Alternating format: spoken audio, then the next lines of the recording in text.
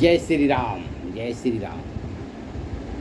मेरे साथियों, आज हम उन महान पुरुष की बात करने जा रहे हैं, उन महान शख्सियत की बात करने जा रहे हैं जिनका नाम आज तक हम लोगों से छुपाया गया। बिल्कुल, इसमें संदेह नहीं। अंबेडकर साहब का कद और बढ़ जाए, इसमें हमको कोई ऐतराज नहीं, लेकिन सर BN राव साहब को बुरी तरह रौंद दिया गया, इसका बहुत बड़ा दुख है। इसको लेकर हम चाहते हैं दूध का दूध, पानी का पानी होना चाहिए। समाज का ठेका लेना तुमने कब से सीख लिया? न्याय करना नहीं आता तो अन्याय करना क्यों सीख लिया?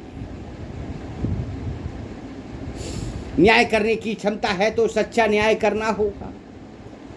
राजहंस बनो, दूध का दूध, पानी का पानी करके दिखलाना होगा। अंबेडकर साहब ने कहा था, जब किसी चीज का दुरुपयोग होने लगे तो अच्छी से अच्छी चीज बेकार है। संविधान के असली शिल्पकार, भारत के मौन महायोद्धा, जिन्होंने लोकतंत्र की नींव रखी, संविधान के पीछे का महान दिमाग, भारत का छुपा हुआ हीरो, देश को दिशा देने वाले महापुरुष, संविधान की शक्ति BN राव साहब, भारत के लोकतंत्र के निर्माता, जिनने भारत का भविष्य लिखा, संविधान का सच्चा प्रहरी। और ये न होते तो संविधान कैसा होता? इतिहास का अनसुना नायक, भारत के संविधान का गुप्त रहस्य, जिन्होंने आजाद भारत को कानून दिया, लोकतंत्र की नींव रखने वाले महापुरुष। आज हम उन महान विभूति की याद करने के लिए एकत्र हुए हैं, जिनका नाम इतिहास में ना के बराबर, जितना गूंजना चाहिए था। भारत के भविष्य की नींव में पत्थर की तरह मजबूत से जुड़ा है। मैं बात कर रहा हूं भारत के संविधान के मौन शिल्पकार, विद्वान, न्यायप्रिय, दूरदर्शी व्यक्ति BN राव साहब। भाइयों और बहनों, जब भारत स्वतंत्र हुआ तब देश के सामने सबसे बड़ा प्रश्न था, हम अपने राष्ट्र को किस नियम से चलाएंगे? कैसा होगा हमारा संविधान? वह केवल आजादी का उत्सव नहीं था, बल्कि जिम्मेदारी का महासागर भी था। ऐसे समय में सर BN राव साहब को सभा का सर्वोच्च सलाहकार नियुक्त किया गया। यह केवल एक पद नहीं था, यह भारत की आत्मा को शब्दों में ढालने का दायित्व भी था। उनका महान कार्य, उन्होंने विश्व के प्रमुख देशों के संविधानों का गहन अध्ययन किया।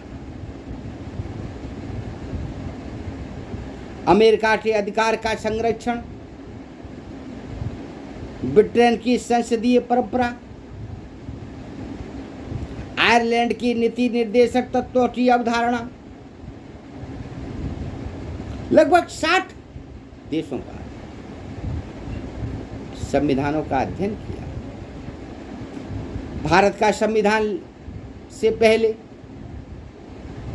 उन्होंने म्यांमार का संविधान भी लिखा। उनके प्रधानमंत्री के कहने से इन सब का अध्ययन करके उन्होंने भारत के लिए एक संतुलित प्रारूप तैयार किया। उन्होंने केवल नकल नहीं की, उन्होंने भारतीय परिस्थितियों के अनुरूप विचारों को ढाला। उन्होंने सुनिश्चित किया कि संविधान केवल शासकों के लिए नहीं बल्कि आम जनता के अधिकारों की रक्षा के लिए बने। उनका योगदान क्यों महान है? क्योंकि उन्होंने वह आधार तैयार किया जिस पर आगे चलकर प्रारूप समिति ने अंतिम रूप दिया। उन्होंने नींव तैयार की मजबूत।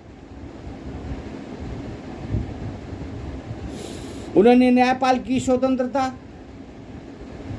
मौलिक अधिकारों की मजबूती, संसदीय ढांचे की संतुलित व्यवस्था, इन सभी विषयों पर गहन विचार किया। आज हम अदालत में न्याय पाते हैं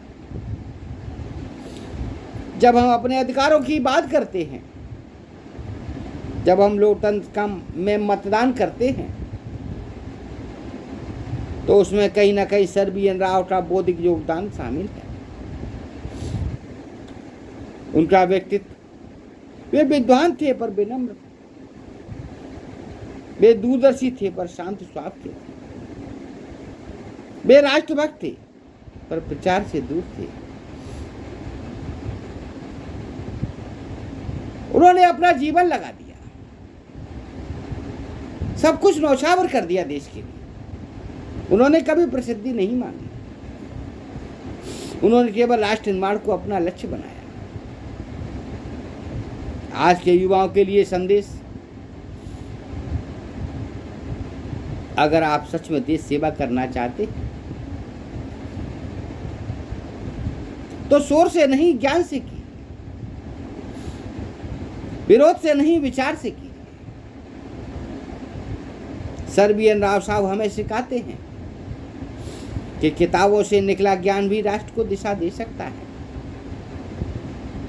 आइए हम संकल्प लें, हम संविधान का सम्मान करेंगे, हम कानून का पालन करेंगे, हम समानता और न्याय के मूल्यों को अपनाएंगे, क्योंकि यही उस महान पुरुष के प्रति सच्ची श्रद्धांजलि हो। आइए मिलकर कहें, संविधान की गरिमा अमर रहे, लोकतंत्र की विजय हो, सर बी.एन. राव साहब अमर रहें, भारत माता की जय हो। घर घर तक ये पहुंचना चाहिए, मेरी आपसे यही उम्मीद है। आज हम उस दहलीज पर खड़े हुए हैं जहां हमारा युवा और एक दूसरे के प्रति घृणा उत्पन्न हो गई, एक दूसरे को गाली दे रहे हैं। ये माहौल बन गया है, एक दूसरे के खून के प्यासे बन गए। ये इसको निर्णय होना चाहिए। हमें माननीय महामहिम, आदरणीय, पूजनीय, श्रद्धेय राष्ट्रपति जी से निवेदन करता हूं, आदरणीय सुप्रीम कोर्ट से निवेदन करता हूं, आदरणीय भारत सरकार से निवेदन करता हूं कि इस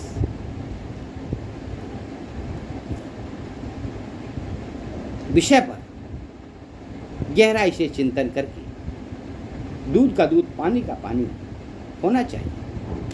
बस, नमस्कार।